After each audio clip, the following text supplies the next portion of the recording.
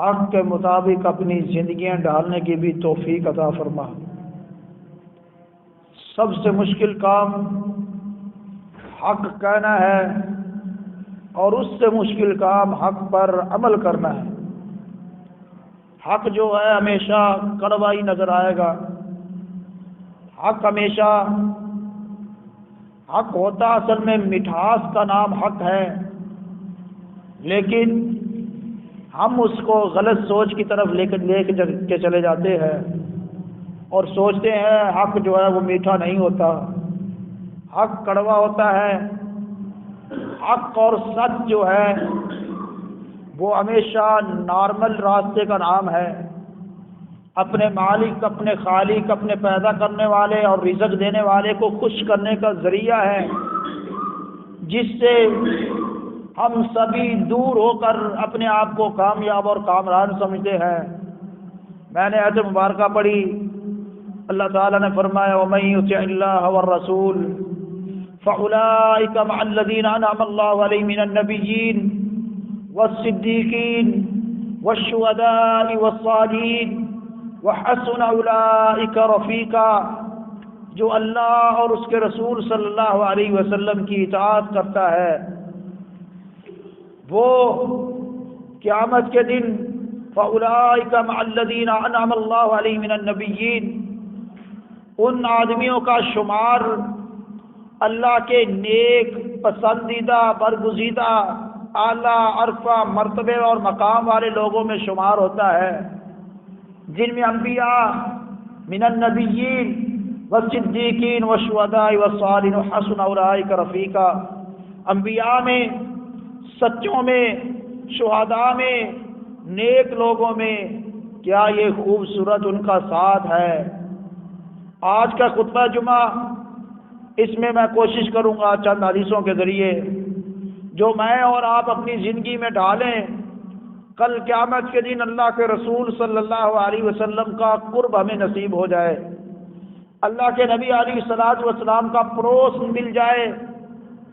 دنیا میں یہ اصول اور قاعدہ ہے کہ کوئی اچھے لوگوں کے پاس بیٹھتا ہے، لوگ اس کو اچھا ہی تصور کرتے ہیں، جس آدمی کوئی محفل بری ہوتی ہے لوگ اس کو برا ہی شمار کرتے ہیں، اگرچہ وہ بظاہر شمار نہ بھی ہونے والا ہو، اس کے اندر وہ کمی اور کوتاہی اور سستی نہ بھی ہو، ہم اگر وہ نیک لوگوں اس کے ساتھ بیٹھنے والا ہوتا ہے تو اس کو نیک گنتے ہیں، اگر اس کی محفل بری ہے ہم اس کو برا شمار کرتے ہیں۔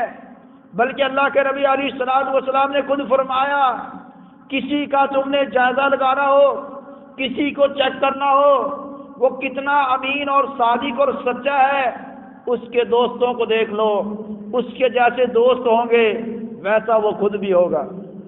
ایک اور حدیث کو لے لیں، اللہ کے نبی علیہ الصلوۃ والسلام نے اچھائی اور برائی کی تمیز فرما دی، فرمایا اچھے اور برے دوست کی مثال ایسے ہے جیسے ایک خوشبو بیچنے والا عطاری ہو، وہ خوشبو بیچتا ہے، دوسرا بھٹی پر کام کرنے والا ہے، خوشبو والے کے پاس تم بیٹھو گے تمہارا دل کرے گا، خوشبو محسوس کرو گے، وہ اس سے خرید لو گے، خریدو نہ وہ تمہیں گفٹ کر دے گا، اگر گفٹ بھی نہ کرے کم از کم جتنی دیر اس کے پاس بیٹھو گے تمہیں خوشبو محسوس ہوتی رہے گی۔ برے دوست کی مثال بیان کی، بھٹی والے آدمی کی طرح، بھٹی پر وہ کام کر رہا ہے، اگرچہ اس کا ارادہ نہ بھی ہو، بھٹی سے ایک انگارہ، ایک چنگاڑ اڑ کر تمہارے اوپر گر جائے، تمہارے کپڑوں کو جلا دے گی، کپڑوں کو نہ جلائے کم از کم جتنی دیر اس کے پاس بیٹھو گے دھواں تمہیں تنگ کرتا رہے گا، تم اس کی بھٹی کی وجہ سے پریشان رہو گے۔ یہی اللہ کے نبی علیہ الصلوۃ والسلام نے مثال بیان کر دی کہ لوگوں اگر تم کامیاب اور کامران ہونا چاہتے ہو اپنی صحبت کو تبدیل کر لو، اپنی مجلس تبدیل کر لو، تمہاری جب مجلس بہترین بن جائے گی پھر کل قیامت کے دن تمہارا نیک شمار بھی نیک لوگوں میں ہوگا، اگر تمہاری مجلس بری رہی پھر تم نیک لوگوں کے ساتھ نہیں مل سکتے۔ اسی لیے میں نے اس عنوان کو منتخب کیا ہے، کہ ہم اللہ کے نبی علیہ الصلوۃ والسلام سے پیار کرتے ہیں، کل قیامت کے دن ہم ان کے ساتھ ہوں، ان کا پڑوس مل جائے، ان کا دیدار ہو جائے، ان کی سفارش مل جائے، ان سے ہمارا رابطہ مضبوط رہے۔ آج دنیا میں جیسا کیسا بھی ہمارا کام چل رہا ہے، لیکن جب ہم اللہ کا شکر کریں گے، رسول اللہ صلی اللہ علیہ وسلم کی سنت سے پیار کریں گے، کل قیامت کے دن انشاءاللہ ہم اللہ کے رسول علیہ الصلوۃ والسلام کے ساتھ ہوں گے۔ اس کی دلیل اللہ کے نبی علیہ الصلوۃ والسلام اپنی مجلس میں ہے، آپ علیہ الصلوۃ والسلام نے مختلف چیزیں بیان کی۔ ایک چیز آپ نے وہاں بیان کی، عبداللہ بن عمر رضی اللہ عنہ بیان کرتے ہیں، نبی علیہ الصلوۃ والسلام نے نماز کی مثال بیان کی، نماز کی جس کو آج ہم اہمیت نہیں دیتے، ہفتے میں ایک دن۔ کچھ تو اللہ کے ولی ایسے بھی ہے جو سال میں 2 عیدیں ہی پڑھنے پر انحصار کرتے ہیں، عید پڑھ لی ہے کافی ہے۔ ہر ایک مسلمان پر نماز فرض ہے۔ اللہ کے نبی علیہ الصلوۃ والسلام نے فرمایا، من حافظ علیہا کانت لہ نورا و برہانا و ولا نجات وکان یوم القیامۃ مع قارون و فرعون و حامان و ابی بن خلف۔ اللہ کے نبی علیہ الصلوۃ والسلام نے فرمایا، جو نماز کی حفاظت کرتا ہے، نماز کا پابند بن جاتا ہے، یہ نماز اس کے لیے نور ہے، روشنی ہے، ہدایت ہے، اور کل قیامت کے دن یہ نجات ہے۔ جو اس نماز کی حفاظت نہیں کرتا، نماز نہیں پڑھتا، یہ اس کے لیے دلیل نہیں ہے، نجات نہیں ہے، نور نہیں ہے، برہان نہیں ہے۔ کل قیامت کے دن یہ آدمی جو نماز کو چھوڑتا ہے، فرعون کے ساتھ ہوگا، حمان کے ساتھ ہوگا، ابی بن خلف کے ساتھ ہوگا، اسلام کے بڑے بڑے نامور دشمنوں کے ساتھ اس آدمی کا شمار ہوگا جو آدمی نماز کی پابندی نہیں کرتا۔ یہ اللہ کے نبی علیہ الصلوۃ والسلام کا فرمان ہے۔ آپ علیہ الصلوۃ والسلام نے فرمایا، اگر دوسری طرف دیکھا جائے تو جو آدمی نماز کا پابند ہے وہ کل قیامت کے دن اللہ کے نبی علیہ الصلوۃ والسلام کے ساتھ ہوگا۔ آپ کہیں گے اس کی دلیل کیا ہے؟ اللہ کے نبی علیہ الصلوۃ والسلام کا ایک صحابی ہے، آپ کی خدمت کرنے والا، پانی دینے والا، رات کو اٹھ کر وضو کروانے والا۔ ایک دن محبوب پیغمبر نے فرمایا، مانگو کیا مانگتے ہو، کیا چاہیے تمہیں؟ انہوں نے کہا، اللہ کے نبی علیہ الصلوۃ والسلام، مجھے دنیا سے کچھ نہیں چاہیے، مجھے صرف اور صرف آپ کا ساتھ چاہیے، آپ کا پڑوس چاہیے۔ آپ علیہ الصلوۃ والسلام نے فرمایا، مانگو جو مانگ سکتے ہو۔ کہا اللہ کے نبی علیہ السلام، میں کچھ بھی نہیں مانگتا سوائے آپ کے پڑوس کے۔ میرے دل کی تمنا ہے دنیا میں بھی آپ کے ساتھ رہوں، آخرت میں بھی آپ کا پڑوسی بن کر رہوں۔ تو آپ علیہ الصلوۃ والسلام نے فرمایا، سجدوں کے ساتھ، کثرت سجود کے ساتھ میری مدد کر، اللہ تجھے میرا پڑوس نصیب کرے گا۔ یعنی فرائض کے علاوہ نفلی نماز پڑھ، رات کو اٹھ کر تہجد کو پڑھ، جب تو کثرت سے سجدے کرتا ہے، ایک اور حدیث کو لے کر چلا جا۔ اللہ کے نبی علیہ الصلوۃ والسلام نے فرمایا، جو آدمی فرائض کے علاوہ نوافل ادا کرتا ہے، کثرت سے سجود کرتا ہے، اللہ تعالیٰ فرماتے ہیں، حدیث قدسی ہے، اس آدمی کا اللہ فرماتے ہیں میں ہاتھ بن جاتا ہوں، اس آدمی کا میں ہاتھ بن جاتا ہوں۔ جو آدمی کثرت سجود اختیار کرتا ہے، اللہ فرماتے ہیں اس کا کان بن جاتا ہوں، اللہ فرماتے ہیں میری طرف چلتا ہے، میں اس کی طرف دوڑ کر آتا ہوں۔ کیوں؟ اللہ یہ بھی فرماتے ہیں، وہ دنیا کی مجلس میں، دنیا کی محفل میں میرا تذکرہ کرتا ہے، جب وہ کثرت سجود سے مجھے راضی کر لیتا ہے، میں اس کی فرشتوں کی محفل میں اس کا تذکرہ کرتا ہوں۔ نماز اللہ کے نبی علیہ الصلوۃ والسلام کا پڑوس چاہیے، اللہ کے نبی علیہ الصلوۃ والسلام کی سفارت چاہیے، آپ علیہ الصلوۃ والسلام کو خوش کرنے کا ذریعہ صرف اور صرف نماز ہے۔ نماز کو ادا کریے۔ نماز کسی پر بھی اختصار نہیں ہے، نماز کسی کو معاف نہیں ہے، نماز کسی آدمی کو معاف ہے ہی نہیں۔ اگر اسلام کے ان قوانین کو دیکھا جائے، اسلام کے قوانین کو اگر دیکھا جائے، آدمی بیمار ہو، چل نہ سکتا ہو، اٹھ نہ سکتا ہو، اسلام نے تب بھی اس کو نماز کی معافی نہیں دی۔ کھڑے ہو کر پڑھے، اگر ہمت نہیں بیٹھ کر پڑھے، پھر بھی ہمت نہیں لیٹ کر پڑھے، پھر بھی ہمت نہیں آنکھ کے اشارے سے پڑھے، اگر آنکھ بھی کام نہ کرتی ہو دل کے ارادے سے نماز پڑھے، نماز کی معافی نہیں ہے، نماز کی معافی نہیں ہے۔ ہم تو بازار میں بیٹھے ہوئے، نماز ہمارے لیے بازاروں میں آزاد پھرتے ہوئے ہمیں نماز پڑھنے کی فرصت نہیں ہو رہی۔ اسلام تو نماز حالت جنگ میں بھی معاف نہیں کرتا، حکم ہے کہ نماز ادا کرے، طریقہ بھی بتلایا ہے، راستہ بھی بتلایا۔ کیوں؟ کثرت سجود جو ہے وہ اللہ کو راضی کرنے کا ذریعہ ہے۔ جب اللہ راضی ہو جائے گا، رسول اللہ صلی اللہ علیہ وسلم کا پڑوس مل جائے گا، آپ علیہ الصلوۃ والسلام کے ہمسائے بن جائیں گے۔ آج دنیا میں کوئی اچھا ہمسایہ مل جائے بڑے خوش ہوتے ہیں، کہ اللہ کے نبی علیہ الصلوۃ والسلام کی ہمسایہ رہنا، پڑوس لینا کوئی کم چیز ہے؟ بہت اعلیٰ چیز ہے۔ لیکن کرے کون؟ نمازیں کون پڑھے؟ رات کو اٹھ کر تہجد کون پڑھے؟ ہمیں تو اتنی فرصت اور مہلت ہی نہیں، ہم فرائض کی طرف نہیں آنا چاہتے۔ دنیا اتنا ہمیں دنیا نے پریشان کر دیا ہے، اتنا پریشان کر دیا ہے، دن رات ایک نماز کے لیے ٹائم نہیں ہے۔ کسی سے کہہ دے بھائی نماز پڑھا کرو، کہتے مولوی صاحب ٹائم نہیں ہے، سر کھرکنوں ٹائم نہیں ہے۔ جب فرشتہ آئے گا وہ یہ پوچھے گا نہیں تیری اولاد کتنی بڑی ہو گئی ہے، تیرے کام کہاں پہنچے ہیں، تو نے کیا کمایا اور کیا کر رہا ہے؟ نہیں، بلکہ تیرا وقت مقرر ہے، ایک سیکنڈ کے لیے آنکھ چپکنے کے برابر بھی تجھے مہلت نہیں ملے گی۔ پھر یہ کام کون کرے گا؟ پھر یہ چیزیں کہاں جائیں گی؟ کیا اللہ کے نبی علیہ الصلوۃ والسلام کا پڑوس نہیں چاہیے؟ چاہیے۔ کیوں کہ آپ علیہ الصلوۃ والسلام دنیا سے پردہ فرما رہے ہیں، فرمایا الصلاۃ الصلاۃ، لوگوں نماز کا خیال کرنا، نماز کا خیال کرنا۔ ہمارے اندر سب سے بڑی کمی ہے نماز سے دوری ہے۔ دوسرے نمبر پر آپ علیہ الصلوۃ والسلام نے فرمایا کہ جو آدمی دو چیزوں کی مجھے ضمانت دے دے، دو چیزوں کی، میں مجھے اس آدمی کو جنت کی ضمانت دیتا ہوں۔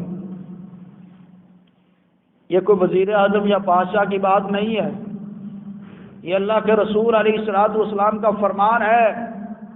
جنت جنت سبھی کر رہے ہیں، کہاں سے ملے گی؟ کسی بازار سے نہیں ملے گی، کسی مولوی صاحب کے دم سے نہیں ملے گی، یہ اللہ کے نبی علیہ الصلوۃ والسلام کی سنتوں پر عمل کرنے سے ملے گی۔ فرمایا دو جبڑوں کے درمیان والی اور دو ٹانگوں کے درمیان کی ضمانت تم دے دو، میں محمد صلی اللہ علیہ وسلم تمہیں جنت کی ضمانت دیتا ہوں، زبان کی اور شرمگاہ کی۔ یہ اللہ کے نبی علیہ الصلوۃ والسلام کا صحیح فرمان ہے۔ آپ نے فرمایا دو چیزوں کی ضمانت تم دو، جنت کی ضمانت تمہیں میں دیتا ہوں۔ آج سے تہیہ کریں، اپنی زبان سے کسی کو تنگ نہ کریں، اپنی زبان کو غلط استعمال میں نہ لائیں، اور اپنی شرمگاہ کو غلط استعمال نہ کریں۔ انشاءاللہ اللہ کے نبی علیہ الصلوۃ والسلام ہماری جنت کے ضامن ہیں، ہمیں جنت لے کر دیں گے۔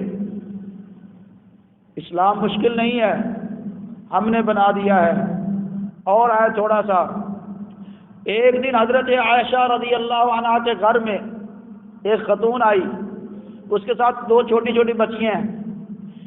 اس نے اللہ کے نام پر مانگا کہ اللہ کے نام پر کچھ دے دے، تو حضرت عائشہ رضی اللہ عنہ نے گھر سارا تلاش کیا۔ آج ہم رزق کے معاملے میں، روزی کے معاملے میں، دنیا کے جنجال کے معاملے میں پریشان ہے کہ مولوی صاحب سرکل سیدھے نہیں ہو رہے۔ پورا گھر نبی کا تلاش کیا ہے، ایک کھجور ملی، ایک کھجور اس عورت کو دے دی۔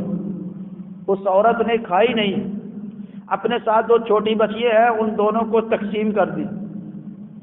اللہ کے نبی علیہ الصلوۃ والسلام تشریف لائے، آپ علیہ الصلوۃ والسلام سے سارا واقعہ حضرت عائشہ نے ویسے ہی بیان کیا۔ تو اللہ کے نبی علیہ الصلوۃ والسلام نے فرمایا جس آدمی کو اللہ اولاد کے ذریعے آزماتا ہے، بیٹیوں کے ذریعے آزماتا ہے، اور وہ اس آزمائش میں اللہ کا شکر کرتا ہے، ان کی اچھی تربیت کرتا ہے، ان کو ہر برائی ہر شر سے دور رکھنے کی کوشش کرتا ہے، اسلام کے منہج اور اسلام کی دعوت پر ان کو چلنے کی تعلیمات دیتا ہے، کل قیامت کے دن وہ میرے ساتھ جنت میں ہوگا۔ پھر فرمایا ایک اور حدیث میں، جس آدمی کی 2 بیٹیاں ہوں یا 2 بہنیں ہوں، وہ ان کی حفاظت کرے، اسلام کے منہج اور اسلام کے اصول کے مطابق ان کو تعلیمات دے، پھر ان کا اسلامی طرز پر نکاح کر دے، اللہ کے نبی علیہ الصلوۃ والسلام نے فرمایا وہ میرے ساتھ جنت میں ہوگا۔ آج ہم خود محاسبہ اپنا کریں، بیٹیوں کے معاملے میں ہم سبھی پریشان ہو جاتے ہیں، کسی کے گھر میں پیدا ہو بڑے پریشان ہو جاتے ہیں، ویسے مکے کے بدوؤں کو ہم گالیاں دیتے ہیں، نبی علیہ الصلوۃ والسلام کی نبوت کے دور سے پہلے لوگوں کو وہ زندہ بیٹیوں کو درگور کر دیتے تھے، وہ ایسا کرتے تھے۔ آج کون سا کام ہے جو ہم نہیں کر رہے؟ کون سا کام ہے؟ بیٹیوں کو اپنے گھر میں پھر جب رخصتی کر دیتے ہیں پھر گھر میں آنے بھی نہیں دیتے۔ یہ ہم مسلمان ہیں ابھی بھی، اللہ کے نبی علیہ الصلوۃ والسلام کا کلمہ پڑھنے والے ہیں۔ آپ علیہ الصلوۃ والسلام نے اپنی کالی کملی جو ہے ایک یہودی عورت کے لیے آپ نے دے دی تھی کہ اس عورت کو دے دو۔ صحابہ نے عرض کی یا رسول اللہ یہ تو مسلمان بھی نہیں۔ آپ نے فرمایا پھر کیا ہے، مسلمان نہیں لیکن کسی باپ کی بیٹی تو ہے۔ آج ہم اپنے گھر میں دیکھیں، اپنے من میں دیکھیں، اپنے من میں ہی ڈوب کر پا جا سراغ زندگی، اپنے ہی محاسبہ کریں، کسی کی طرف مت دیکھیں، کسی کو اشارے کنارے سے سمجھانے کی ضرورت نہیں، صرف اپنے آپ کو سمجھائیں۔ میرا اپنی بہنوں کے ساتھ، میرا اپنی بیٹیوں کے ساتھ، اپنی بہنوں اور بیٹیوں کے ساتھ کیا سلوک ہے، ہم ان سے کیسا رابطہ رکھتے ہیں؟ مر بھی جائیں ہمیں خبر نہیں ہوتی، ہاسپٹل میں ہفتہ ہفتہ رہ کر آ جائے ہمیں معلوم نہیں ہوتا، چھوڑے بعد جان چھوٹ دی گئی ہے، ہم نے نکاح میں دے دی ہے، وہ اب ان کا کام ہے۔ اسلام اس چیز کا نام نہیں ہے۔ اسلام اخوت کا نام ہے، بھائی چارے کا نام ہے، پیار الفت عقیدت کا نام ہے۔ ایک اور حدیث لے لے، پڑوس چاہیے کچھ کرنا پڑے گا، تھوڑی سی ہمت دکھانی پڑے گی۔ آپ علیہ الصلوۃ والسلام نے فرمایا جو آدمی کسی یتیم کی پرورش کرتا ہے، یتیم بچے کی پرورش کرتا ہے، کل قیامت کے دن وہ میرے ساتھ جنت میں ایسے ہوگا جیسے یہ 2 انگلی جڑی ہوئی ہے۔ بالکل آسان سا کام ہے اسلام میں، اتنا لمبا چوڑا جو ہم نے سمجھ رکھا ہے کہ دین پتہ نہیں کتنا ہی مشکل ہے، جیسے ہماری سوچ ہے ویسا دین مشکل نہیں ہے۔ دین بالکل سمپل ہے، بالکل سادہ ہے، دوسرے کی عزت کرنے کا نام اسلام ہے، امن سے رہنے کا نام اسلام ہے، معاشرے کو بہترین بنانے کا نام اسلام ہے۔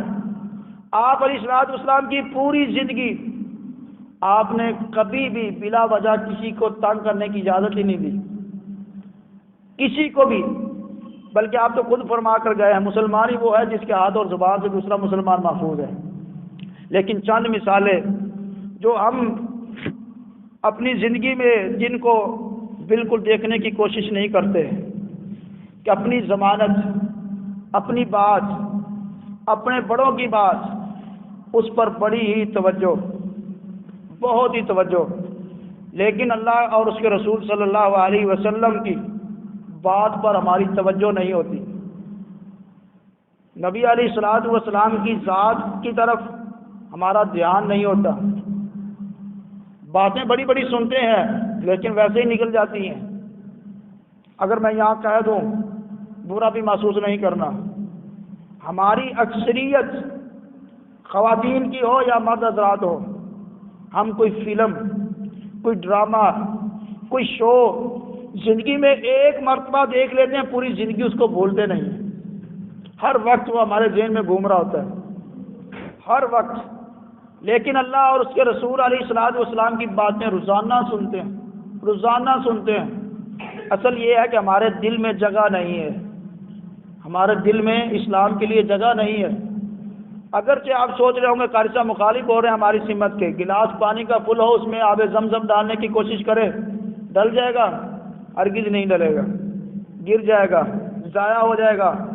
جب وہ پہلے ہی فل ہے، ہمارا دل اور دماغ اسلام کی مخالف سمت کے لیے تو خالی ہے اور اسلام کے لیے فل ہے۔ مولوی صاحب بڑے مسئلے سنے، بہت میرے پتہ دین کا، بھلے سے فرضی غسل کا پتہ نہ ہو، اللہ کے نبی علیہ الصلوۃ والسلام کی ذات کے بارے میں صحیح علم ہی نہ ہو، آپ کہاں پیدا ہوئے، آپ کا تعلق کس علاقے سے ہے، کن لوگوں کے ساتھ ہے، آپ کا کل قیامت کے دن کن کو قرب ملے گا، اس بارے میں کسی کو معلوم نہیں۔ لیکن دنیا کی معلومات میں ہم اتنا پڑھ گئے، ایک ایک بات پر ہم ریسرچ کرتے ہیں، ایک ایک بات پر، لیکن اللہ کے نبی علیہ الصلوۃ والسلام نے واضح فرمایا ہے، واضح۔ اب چھوٹی سی ایک بات کر کے اپنی بات کو ختم کرتا ہوں۔ گاؤں سے ایک آدمی آیا اللہ کے نبی علیہ الصلوۃ والسلام کی موجودگی میں، کہنے لگا یا رسول اللہ صلی اللہ علیہ وسلم متی الساعہ، قیامت کب آئے گی؟ فرمایا تو نے اس کے لیے تیاری کیا کی ہے، قیامت کا بھی پوچھ رہا ہے؟ کہنے لگا اللہ کے رسول علیہ الصلوۃ والسلام کوئی تیاری نہیں ہے، کوئی لمبی لمبی نمازیں نہیں ہیں، کوئی صدقات نہیں، کوئی خیرات نہیں، کوئی روزے لمبے لمبے نہیں رکھے، فرضی روزے ہیں، فرضی نمازیں ہیں، فرضی مسا سے صدقہ دے رہا ہوں، لیکن ایک بات ہے، میرے دل میں اللہ اور اس کے رسول کی محبت ہے، اس بات کی وجہ سے میں سوال کر رہا ہوں کہ قیامت کب آئے گی؟ تو اللہ کے رسول علیہ الصلوۃ والسلام نے فرمایا جس کی تیرے دل میں محبت ہے قیامت کے دن تو اس کے ساتھ ہوگا۔ ہماری محبتیں، ہمارے اعمال، ہم ایک ہفتہ لگاتار نماز پڑھنے اس کے بعد رخصتی مل جاتی ہے، نمازیں چھوڑنا شروع کر دیتے ہیں۔ اللہ کے لیے نماز ہر مسلمان پر فرض ہے اور فرض عین ہے، فرض عین تو کبھی معاف ہی نہیں ہوتا۔ اللہ کے نبی علیہ الصلوۃ والسلام کو خوش کرنے کا طریقہ نماز ہے، کثرت سجود ہے۔ آپ کا پڑوس لینے کے لیے نمازوں کا اہتمام ضروری ہے۔ ایک آدمی نمازیں چھوڑتا ہو، باقی سارے کام کرتا رہے۔ دنیا کی مثال دے دیتا ہوں، جیسے پیپر میں ایک لازمی سوال ہوتا ہے، اگر وہ نہ کریں تو پیپر چیک نہیں ہوتا، وہ سب سے پہلے پوائنٹ پر ہوتا ہے کہ اس کو ضروری چیک کرنا ہے، اگر وہ ہوگا تو باقی سوالات چیک کیے جائیں گے، اگر وہ نہیں تو باقی بھی نہیں۔ اسلام میں سب سے پہلا سوال نماز کا ہے، اگر نماز کا سوال مکمل ہوگا دوسرے اعمال کی طرف دیکھا جائے گا، آپ کی نیکیاں دوسری، صدقات، خیرات، حسن اخلاق، یہ سب چیزیں بعد میں دیکھی جائیں گی۔ اگر آپ کی نماز کا سوال ہی ناقص ہے دوسری نیکیاں آپ کے کام نہیں آئیں گی۔ آپ اپنے اس سوال کو پر کرنے کی کوشش کریں پوری زندگی۔ رہا سوال، یہاں سوال کا جواب بھی ضروری ہے کہ جن کی نمازیں پہلے چھوٹ گئی ہیں، کیونکہ یہ بھی ہوتا ہے مسئلہ سن لیتے ہیں بعد میں پریشان ہو جاتے ہیں کہ اب مسئلہ کس سے پوچھیں اور کس مولوی صاحب کے پاس جائیں۔ جس آدمی کی پیچھے سے نمازیں جتنی بھی چھوٹ گئی ہیں ان پر شرمندہ ہو، ندامت اختیار کرے اور ان آئندہ کے لیے نماز نہ چھوڑنے کا پکا ارادہ کر لے، اللہ تعالیٰ اس کی توبہ کی وجہ سے، اس کے شرمندہ ہونے کی وجہ سے سابقہ نمازوں کی اس کو معافی دے دے گے۔ کیونکہ ہمیں مسئلے کا پتہ نہیں ہوتا، بعد میں پیسے دے کر نمازیں پڑھواتے ہیں۔ جن کی نمازیں چھوٹی ہوئی ہیں مولوی نے اسٹار چھپوائے ہوئے ہیں، جن کی نمازیں قضا ہیں ہم سے پڑھوائیں۔ اسلام یہ حکم دیتا ہے جب توبہ کر لے، آپ کے سابقہ جتنے بھی گناہ ہیں، جو بھی کمیاں اور سستیاں، اللہ ان کو معاف کر دیتا ہے۔ آپ آج سے ارادہ کریں، نہ جانے کتنی زندگی ہے، کب جاتے جاتے ختم ہو جائے گی۔ آئندہ کے لیے نمازوں کی پکا ارادہ کریں کہ نمازیں نہیں چھوڑنی، کیونکہ جب ہم نمازیں کثرت سے پڑھیں گے، سجود کثرت سے ہوں گے، جب سجود کثرت سے ہوں گے، کل قیامت کے دن اللہ کے نبی علیہ الصلوۃ والسلام کا ساتھ ملے گا۔ اللہ تعالیٰ مجھے اور آپ کو قرآن و سنت پر عمل کرنے کی توفیق عطا فرمائے۔ وما علینا الا البلاغ المبین۔